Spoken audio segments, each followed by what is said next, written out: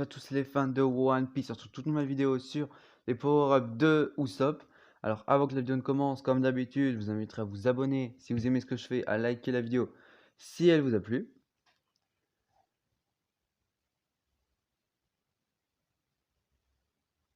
Alors pour Usopp, avant de voir les potentiels power-ups qu'il pourrait avoir, je vais déjà limiter et imposer les règles que Oda nous a aussi imposées.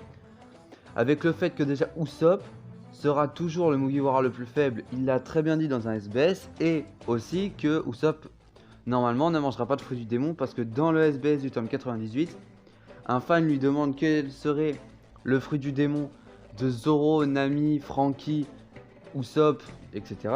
Et puis du coup, Oda répond que ce serait le fruit de Blamenco, c'est-à-dire le fruit des poches. Sauf que à l'heure actuelle, Blamenco c'était l'ex 6e commandant de la flotte de Barbe Blanche. Mais le truc, c'est qu'à l'heure actuelle, on ne sait pas s'il est mort ou vivant.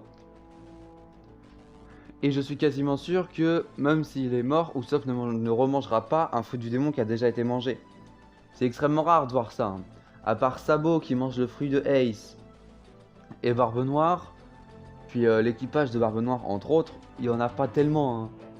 Parce que du coup, Blamenco, moi honnêtement, quand j'ai vu l'image, je savais pas le nom. Mais je savais que c'était le 6e commandant de la flotte de Barbe Blanche, ça par contre oui. Mais je savais aussi qu'il avait le fruit des poches. Et je savais pas ce que c'était son nom, parce que son nom on le retient après. En priorité on retient son pouvoir. Donc possiblement... Alors après si Blamenco meurt, possiblement par Weeble. C'est tout à fait possible vu qu'on sait qu'il traque les commandants de Barbe Blanche et les flottes alliées de Barbe Blanche, c'est tout à fait possible. Mais comme je l'expliquais juste avant, pour moi ce n'est pas possible. Même s'il y aurait une explication tout à fait plausible à sa mort. Alors donc en premier lieu, un changement d'arme pour Usopp en récupérant soit le fusil de son père, soit un sniper comme Van Augure, parce que les deux sont à peu près ressemblants, sauf que celui de Van Augure a un viseur un peu plus amélioré que celui du père d'Usopp. Parce que Usopp veut devenir un grand guerrier des mers. Et ce n'est pas pour lui jeter la pierre, mais ce n'est pas avec des plantes vertes et un lance-pierre ou un kabuto, comme vous préférez, que tu peux devenir un grand guerrier des mers réputé dans le monde entier. Excusez-moi, quand t'as des civils qui vont parler d'Usopp, ils penseront plus à un gamin qui joue avec des pierres et des plantes vertes. Donc niveau grand guerrier des mers, ça passe un peu.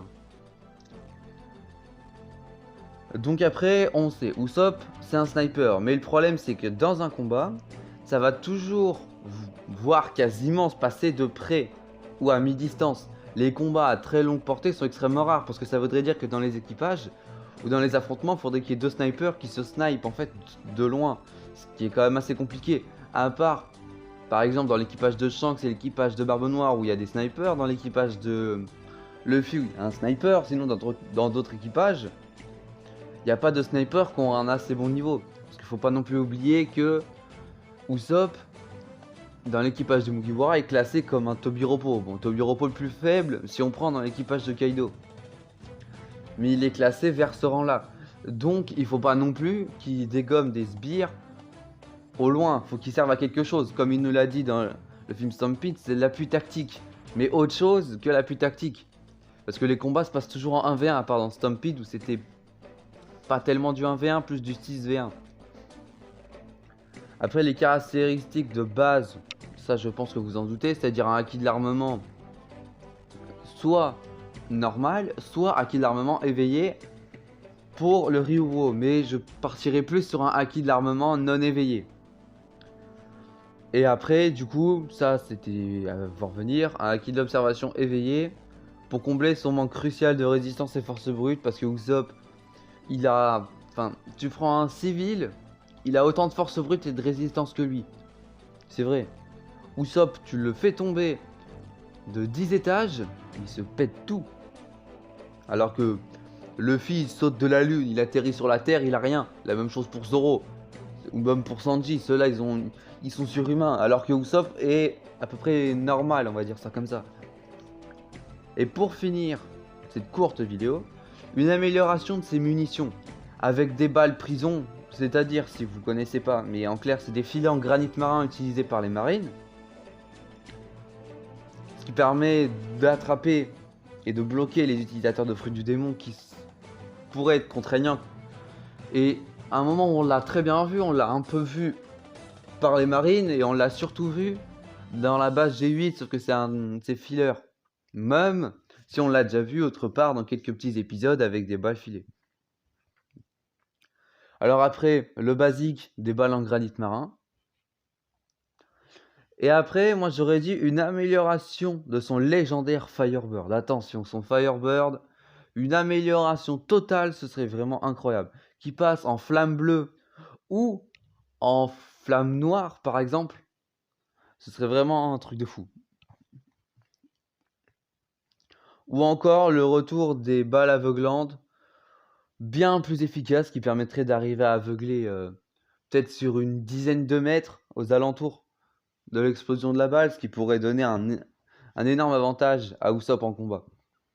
Enfin, tout ça ferait que pour moi, Usopp devrait arriver à atteindre la puissance qu'il aurait déjà dû avoir. Parce que Usopp a un train de retard comparé aux autres, et il va falloir qu'il rattrape ce retard. Et Usopp, ce qui est sûr, c'est que à la fin du manga, il aura le niveau de Tobiropo, parce que bien sûr, les Tobiropo n'ont pas tous le même niveau. On peut pas comparer Page Juan à Sasaki ou alors Wuzu, c'est pas comparable. Donc ce qui est sûr, c'est qu'il aura sûrement le niveau du Tobiropo le plus fort, pendant que Nami sera un cran au-dessus, Chopper un cran au-dessus, et puis après t'as Franky et Brook qui serait au niveau de genre 3e voire 2e commandant, puis un Jinbei qui serait au niveau d'amiral, Sanji un peu plus fort qu'amiral, Zoro au niveau Yonko, Luffy 2 fois plus fort qu'à Yonko, même si je sais que beaucoup de personnes ne sont pas d'accord avec moi, ça je le sais. Bon, j'espère que cette vidéo vous a plu. On se retrouve bien dans une prochaine vidéo et n'oublie pas, j'ai changé mon cycle. Je sors une vidéo le lundi et le jeudi. Et peut-être, si j'ai de l'avance, une vidéo en plus dans la semaine, qui pourrait soit tomber le mercredi, soit le dimanche. Ou le samedi, entre autres. Ça dépend totalement si j'ai le temps ou pas. Bon, allez, salut!